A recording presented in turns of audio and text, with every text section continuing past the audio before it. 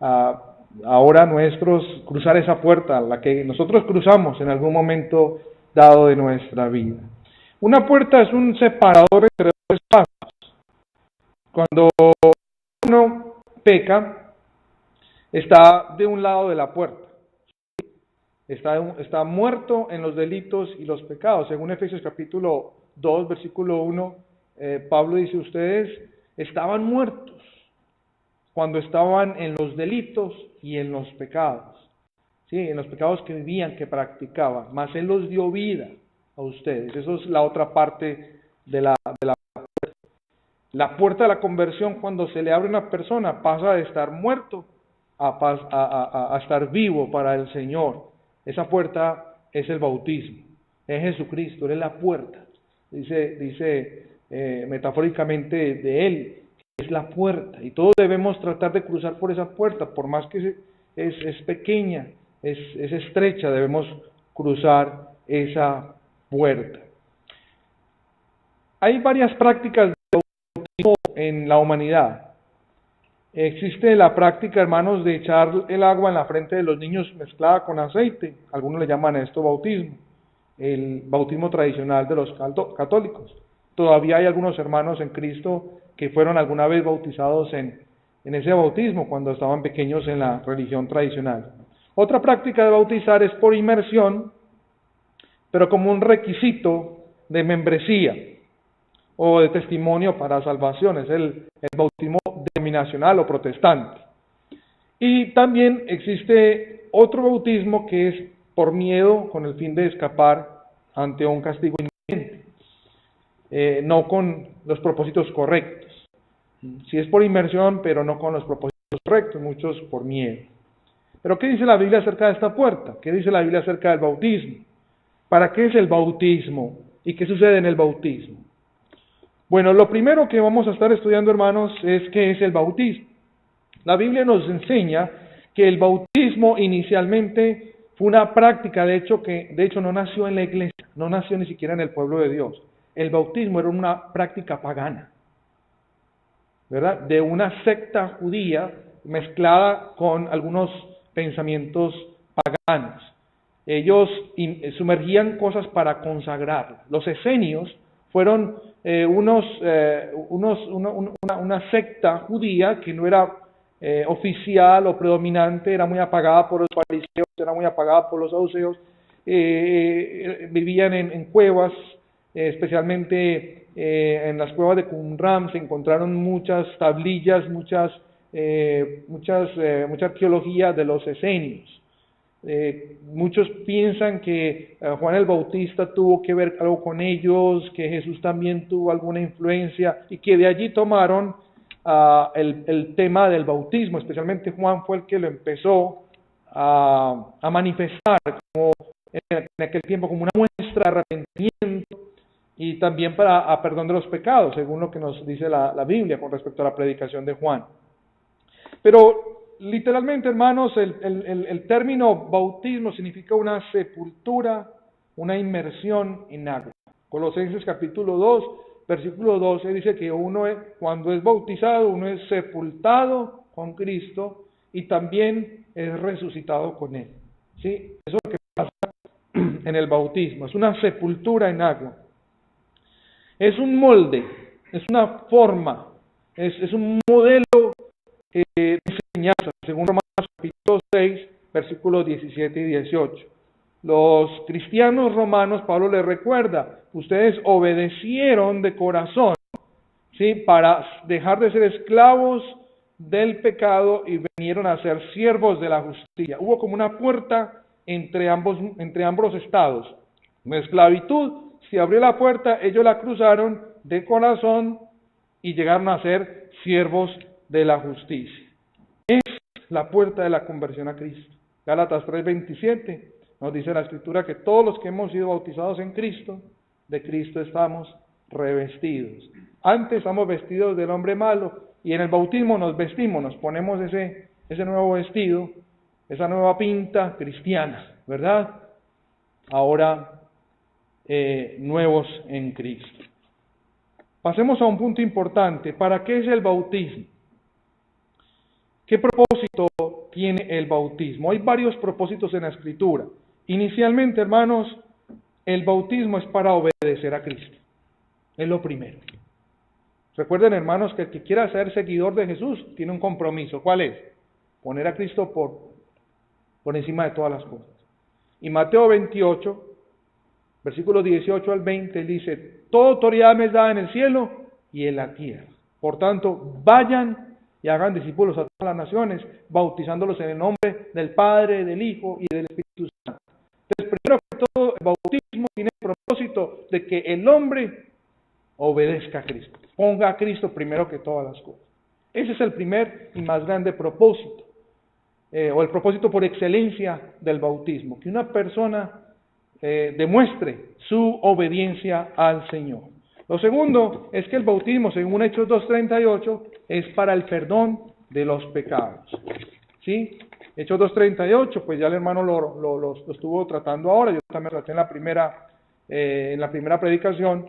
Pedro, respondiendo a la inquietud, a la pregunta de los judíos que habían escuchado la palabra del Señor, ellos preguntaban: ¿qué haremos? Pedro les dijo: arrepiéntanse y bautícense para perdón de los pecados, ¿sí? Para recibir el don del Espíritu Santo. Entonces, el perdón de los pecados es necesario en la vida de una persona que quiera estar en paz con Dios, y la única manera de obtenerlo es del bautismo. El bautismo como ocasión donde Él le perdona los pecados al hombre. También, hermanos, pues el mismo versículo nos dice que el bautismo es para recibir el don del Espíritu Santo. Ahí al final dice: y recibiréis el don del Espíritu Santo. Esto es una forma de entenderlo del todo por la parte. En hermenéutica, la sinécdo, que no. Cuando uno recibe el don del Espíritu Santo, significa que está recibiendo al Espíritu Santo como regalo en la vida de una persona. Uno lo recibe, pero no de una forma mística, así toda avivada, no, sino viene a morar por la fe en los corazones de aquellos que reciben el bautismo. Colosenses capítulo 1, Efesios capítulo 1, versículo 13 dice que somos sellados con el Espíritu Santo de la promesa. Es una garantía, que es la de la herencia, una garantía de nuestra salvación. Es como aquel ID o aquel pasaporte que es sellado y es auténtico. Así los cristianos, los hijos de Dios, somos autenticados con el Espíritu Santo. Es uno de los propósitos de que se nos dé el Espíritu Santo. También la Escritura nos dice en 1 Pedro 3:21 que el bautismo es para salvación. ¿Sí? El bautismo que corresponde a esto ahora nos salva, no quitando las inmundicias de la carne, sino como la aspiración de una buena conciencia hacia Dios por la resurrección de Cristo de los muertos. En Colombia hay una región, si yo hablo raro, imagínense, hay una región en la costa atlántica, hermanos, que se tragan las S, se tragan las Rs, son parecidos medio a los cubanos, así más difícil de entenderles. Pero les cuento, hermanos, que cuando leen este pasaje, muchos se justifican en que el bautismo no salva, se tragan una de las S, pero él dice nos, y hay que hacer la otra S, salva, no que nos salva, sino que nos salva. El bautismo que corresponde a la inmersión, que es comparado con el agua del diluvio, es para salvación, no para quitarle las enfermedades, no para quitarnos las inclinaciones al pecado, no. El bautismo no tiene ese propósito de santificación o proceso de apartado, sino que es el inicio, ¿verdad? En ese momento somos apartados, pero no tiene el propósito de quitarnos las inclinaciones pecaminosas. Eso es el Espíritu Santo a través de su palabra, mediante el proceso de santificación. Pero el bautismo en ese momento nos declara salvos. Otro propósito, hermanos, del bautismo es nacer de nuevo. Juan capítulo 3, versículos 1 al 5. Nicodemo, uno de los principales judíos, se presentó a Jesús y le dijo: Señor, sabemos que has venido de Dios como maestro, porque nadie puede hacer estas señales que tú haces si no está Dios con él. Y Jesús le dijo: mira, Nicodemo, es necesario que nazcas de nuevo. Entonces Nicodemo pues lo entendió muy literal y le dijo: pues ¿cómo es posible que yo pueda entrar en el vientre de mi madre y vuelva a nacer? Soy muy viejo ya para eso. Entonces Jesús le dijo, no se refiere a eso de volver al vientre de la madre, se refiere a que una persona debe nacer de agua y del Espíritu. Es decir, que debe nacer en el bautismo, ¿verdad? De agua y de la palabra del Señor. Cuando una persona se bautiza, nace de nuevo, es una nueva criatura, es un renacimiento. La Biblia también lo habla como de un nuevo renacimiento, somos adoptados como hijos del Señor. También la palabra del Señor nos enseña que esa puerta de la conversión es la forma de ser añadidos a la iglesia del Señor. Muchas personas que uno se encuentra en el mundo religioso y dice, yo soy de tal iglesia, de la iglesia del aposento alto, la iglesia, ahorita hay tantos nombres, hermano, y aquí en Estados Unidos sigue uno que ve nombres de iglesias, hermano. Allá en la calle donde está ubicada la iglesia, en cada esquina hay una iglesia tercera, cuarta, quinta, y entonces de todos los colores, de todos los nombres. Y entonces, ¿dónde te reúnes? No, pues yo me reúno allí en la iglesia tal, yo me añadí a tal iglesia. Pues hermanos, el bautismo bíblico no nos añade a una iglesia de hombres, o a la iglesia más cercana, o a la iglesia que más me gusta, donde está aquel famoso pastor o reverendo, yo soy añadido. No, la Biblia dice en Hechos capítulo 2 que los que recibieron su palabra se bautizaron como 3,000 personas. Dice, ese día se añadieron, fueron añadidos como 3,000 personas. Luego en el versículo 47 nos dice dónde fueron añadidos. Dice, alabando a Dios y teniendo favor con todo el pueblo, y el Señor añadía a la iglesia a los que habían de ser salvos. Que Cristo es el que nos añade a través de la puerta, ¿verdad? Del plan de salvación, nos añade a su iglesia, añade a los salvos, a los que han sido perdonados de pecados, a los que han sido sellados con el Espíritu Santo, a los que han recibido estos propósitos en el bautismo, los añade a su iglesia. Es la manera en que somos añadidos a la iglesia del Señor a través del bautismo. Ahora, imagínense, sin el bautismo tendríamos todo esto. No, esto es imposible de adquirir sin el bautismo. ¿Cómo pueden algunos decir que el bautismo no es necesario para la salvación?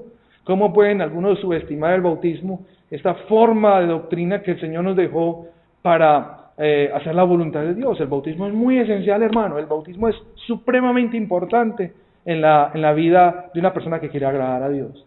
Es la puerta, una puerta muy importante que todo ser humano debe cruzar. Ahora vamos a pasar a otro punto, hermano, acerca del bautismo, y es, ¿qué es lo que pasa? ¿Qué sucede en el momento del bautismo? ¿Qué sucede? Ahí pasa algo muy importante cuando una persona se bautiza. Yo quiero que todos los hermanos que están acá recuerden cuando se bautizaron. Por allá hace 30, 40, 50 años, o hace 8 días, o hace 15 días, o hace un año o 5 años atrás. ¿Se acuerdan ese momento, ya sea en el río, en el mar, en el bautisterio, en una alberca? Ese momento en que se está bautizando. ¿Qué fue lo que pasó ahí para lo que lo recordemos? Pablo se lo recuerda a los romanos. Les recuerda qué fue lo que pasó cuando ellos se bautizaron. Pero antes de recordarles a ellos lo que pasó, primero Pablo les dice a los cristianos de Corinto lo que es el Evangelio, el hecho histórico de la muerte, de la sepultura y de la resurrección de Cristo. Eso es el Evangelio según Romanos, 1 Corintios capítulo 15, versículos 1 al 4. Pero algo interesante que quiero compartir con ustedes, hermanos, en el día de hoy, es que nosotros siempre hablamos de los hechos históricos del Evangelio. Siempre hablamos de que el Evangelio es la muerte, la sepultura y la resurrección de Cristo. Pero el versículo 5, 6, 7 y 8 también nos hablan de algo importante que no es algo novedoso, es algo que usted también debe considerar dentro de los hechos del Evangelio. Pablo dice claramente, les voy a declarar lo que asimismo les enseñé. Dice que Cristo murió por nuestros pecados conforme a las Escrituras, que fue sepultado y que resucitó al tercer día conforme a las Escrituras. Pero a veces dejamos ahí el mensaje del Evangelio, hermano. Pero fíjense lo que dice Pablo seguidamente. Dice, y apareció a Cefas, y apareció a los 12, y apareció a más de 500 hermanos a la vez, y me apareció a mí como abortivo. Hermanos, yo creo, hermanos, que es muy importante que dentro de los hechos del Evangelio aunque puede estar implícita en la resurrección, si no se hubiera aparecido el Señor Jesucristo, no hubiera habido prueba de la resurrección. La gente podía predicar el Evangelio porque Jesús apareció. Y eso es lo que está diciendo Pablo. Se le apareció a aquel. Se le apareció más de 500 judíos que eran bien incrédulos. Se les apareció más de 500. Y dice Pablo, y a mí también, como un abortivo, se me apareció. El Evangelio de Cristo es la muerte, la sepultura, la resurrección y la aparición de Cristo. Para mí son 4 hechos muy importantes del Evangelio. Ahora sí, Pablo le recuerda a los romanos lo que les ocurrió en el momento que ellos se bautizaron. Cuando una persona se bautiza, participa de la obra redentora de Cristo. Una persona que se bautiza muere con Cristo al pecado. Es sepultado con Cristo, o sepulta el pecado con Cristo. Resucita con Cristo. Y al versículo 13 dice que aparece con Cristo. Es decir, que está comparado también, bien armonizante, con 1 Corintios capítulo 15. Los que hemos sido bautizados en Cristo, morimos, somos sepultados, resucitamos y también aparecemos con Cristo. El resto de nuestra vida aparecemos como cristianos, como nuevos convertidos, como la sal, como la luz del mundo. Eso es lo que ocurre en el momento en que nos bautizamos. Una persona que se bautiza participa del hecho histórico de la redención por Cristo Jesús. Somos librados del pecado y somos siervos de la justicia, entregados a una nueva vida. Es un inicio, es un proceso de limpieza. En 1 Corintios capítulo 6, versículo 11, dice que cuando una persona se bautiza, es limpiado, es santificado, es purificado por el Espíritu Santo de nuestro Dios. En ese momento, al cruzar esa puerta, ocurre eso. Uno se une a Jesús en su pasión, en su plan, en su obra de redención, ¿verdad? Eso pasa en el bautismo. Así que no subestimemos, hermanos, más el bautismo. Es algo muy importante en la vida de un cristiano y que le ayuda a recordarlo. Seguramente Pablo, al repetírselos a los romanos, les está diciendo, nunca olviden su bautismo. Nunca olviden ese día que ustedes creyeron, ¿verdad? Nunca olviden a quienes ustedes se entregaron. Entonces, sin el bautismo, ¿podrá obrarse este hecho histórico en la vida de una persona? Lamentablemente tanta gente engañada, habiéndose bautizado en todas esas religiones. Yo conozco una hermana en Cristo que se bautizó como en seis denominaciones distintas. Se bautizó en los Testigos de Jehová, en los Adventistas, en los Pentecostales, en las asambleas, en los bautistas, buscando la verdad, hasta que llegó a la iglesia del Señor. Él me dijo, pues yo estoy bautizado como 5 veces. Y yo le dije, tráigame 5 billetes falsos y sigue siendo falsos. Tiene que presentar el billete verdadero. Así es el bautismo. Hay que presentarse con el bautismo bíblico. El bautismo que tiene el verdadero significado, la verdadera intención, los verdaderos propósitos.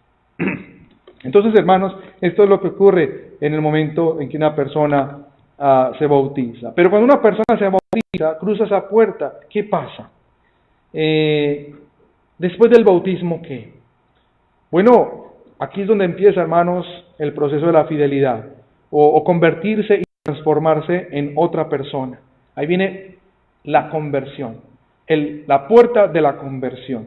Segunda de Corintios 5:17, dice la Escritura que a los que hemos sido bautizados en Cristo, nuevas criaturas somos, ¿verdad? Las cosas viejas pasaron. Todo aquel que está en Cristo, nueva criatura es.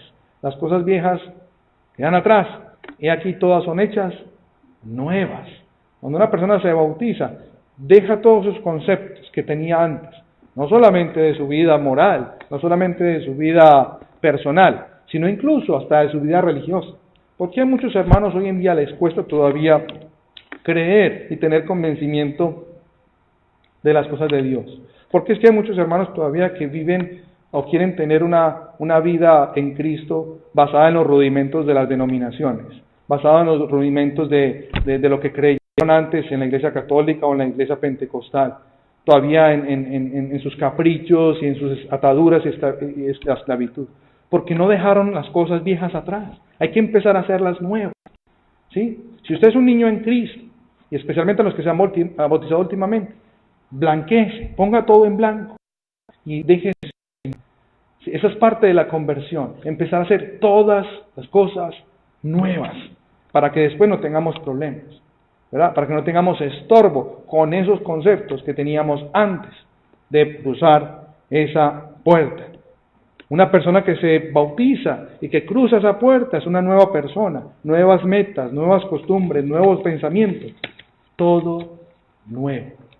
Todo debe ser nuevo. Nos convertimos en niños en Cristo, 1 de Pedro 2:2. Desead como niños recién nacidos la leche espiritual no adulterada para que por ella crezcáis para salvación. Necesitamos leche espiritual no adulterada para crecer. Vamos a experimentar tiempos críticos. ¿Se acuerdan cuando Jesús se bautizó? Lo primero que ocurrió fue ser tentado en el desierto. 3 veces lo tentó el diablo. Podemos pasar tiempos críticos. Muchos hermanos han manifestado que después del bautismo la hostilidad en su hogar, el trabajo, pues las cosas vinieron de mal en peor, hasta que pasó ese periodo crítico. El enemigo no quiere perder ventaja, ¿verdad?, de su plan.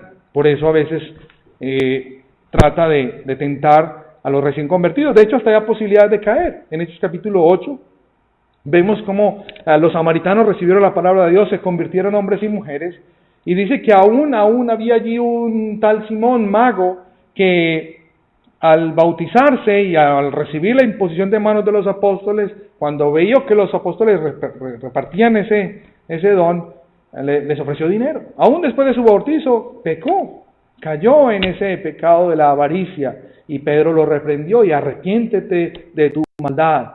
Ora por mí, Pedro. Y bueno, ahí recibió su reprimenda. Hay muchos cristianos recién convertidos que tienen posibilidades de caer y recaer en sus errores anteriores, pero ahí es donde está el punto. Necesitan pararse y necesitan pedir perdón. Ya no necesitan volverse a bautizar ni nada de eso. Necesitan solamente confesar su pecado a Dios y tratar de poner en su vida herramientas, elementos de defensa que le ayuden a no volver a caer.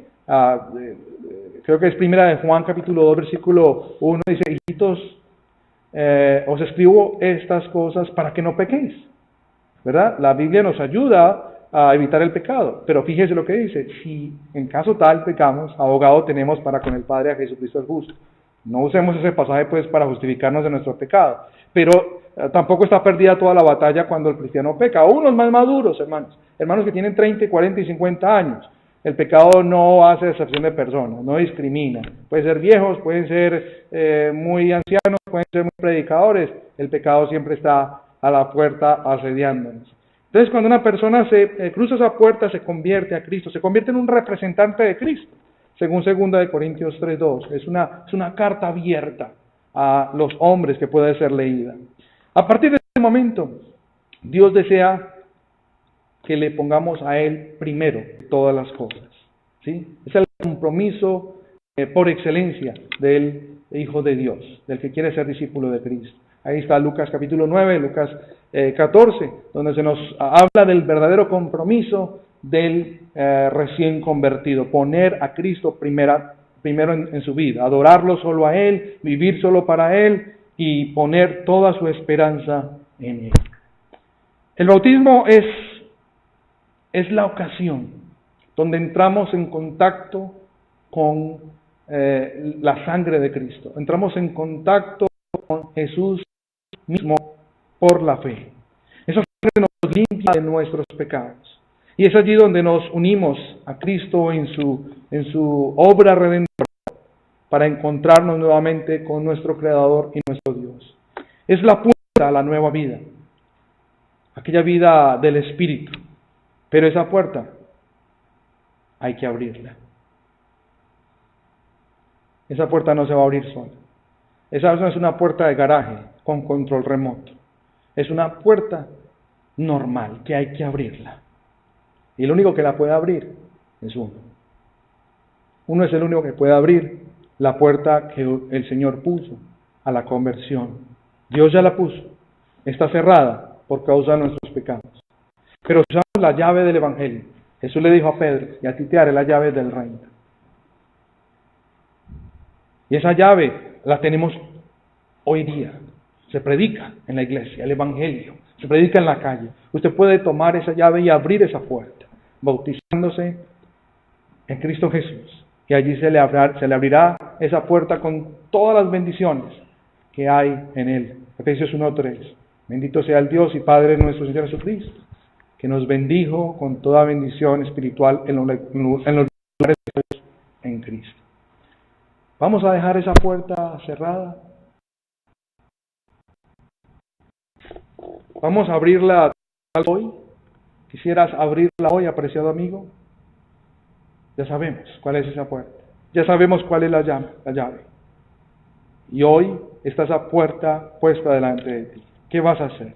¿La vas a dejar cerrada o la vas a abrir hoy? Por eso hacemos la invitación hoy. Para todos aquellos que quieren entregarse al Señor. Probablemente aquí todos son cristianos. Pero sabemos, hermano, que siempre que hay oportunidad hay que predicar el Evangelio.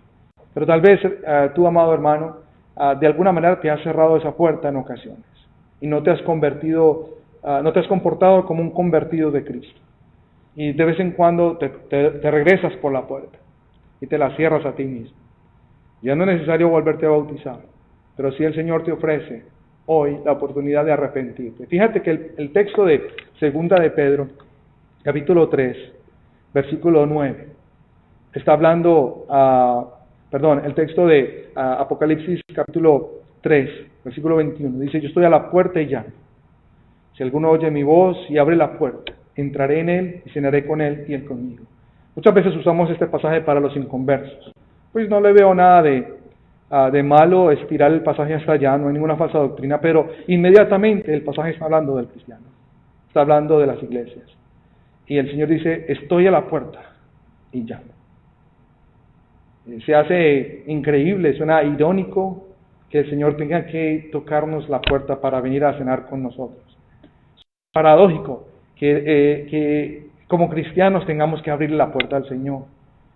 Eso es algo muy raro, hermano, que el Señor esté diciendo en su palabra. Así es la realidad. La iglesia a veces a puertas, a otras cosas. No, Señor, la habitación. No, hermanos. Abramos esa puerta. Tengámosla bien abierta para un corito esto para mí.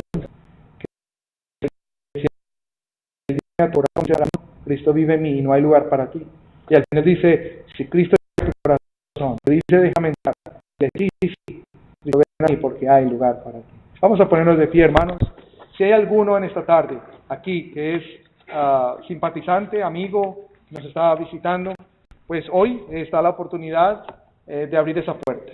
Y si eres hermano en Cristo y necesitas la oración de la congregación, necesitas el fortalecimiento y quieres pedir perdón porque tenés esa puerta cerrada y quieres cruzar nuevamente y seguir viviendo como un convertido en Cristo, está la oportunidad de hacer las paces con el Señor y vamos a aceptar esa invitación en esta tarde. Así que vamos a cantar un himno y el que sea la oración.